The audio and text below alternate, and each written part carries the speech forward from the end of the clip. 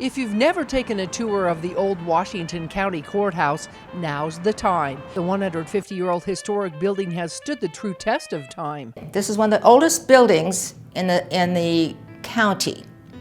It was finished in 1870. It was used until 1960 as a courthouse. This is the judge's chamber. And so these are little bios on the probate judges, which was the system prior to statehood. You'll also find pictures and short stories of all those who served as sheriffs of the past, including one who was murdered and one who died while trying to lift and move this very large, heavy safe in front of the courthouse. Past St. George mayors are also featured on a wall in remembrance. But perhaps the most intriguing part of this tour is a trip down into the basement, where up until 1880, criminals were held in 3 small, dark and damp jail cells over a period of 10 years. So this is the actual jail. So the 3 cells would have been along here. This one has been closed off and is now a storeroom back in there. They altered the 3 that were here, and this was a furnace room, so there's nothing there.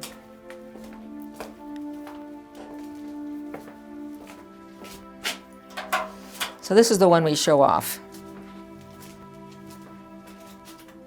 So here you can see what happens to the sandstone over time. And you don't want to touch it because it just flakes right off. This, we set this room up to be a display of the one and only lynching that took place in St. George. And it started up in Silver Reef. Michael Carbis was a supervisor up at the mine, and he had to let one of his employees go, and there was a fight, altercation, and Tom Forrest stabbed Michael Carbis.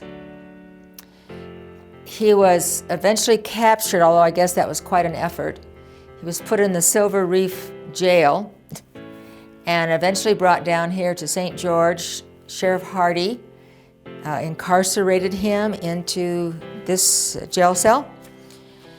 Well, a mob came down, a vigilante group, whatever you want to call them.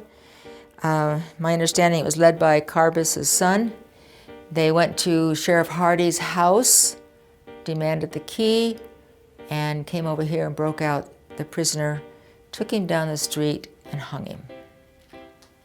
A gallows was built up these stairs at the very top of the courthouse for public hangings, but was never used. Renovations and additions have since been made to enhance the outside of the courthouse, including an outside elevator leading into the courtroom. In part 3 of our special series, we'll find out the new mission of the old Pioneer Courthouse and how it ties in with the Pioneer Museum.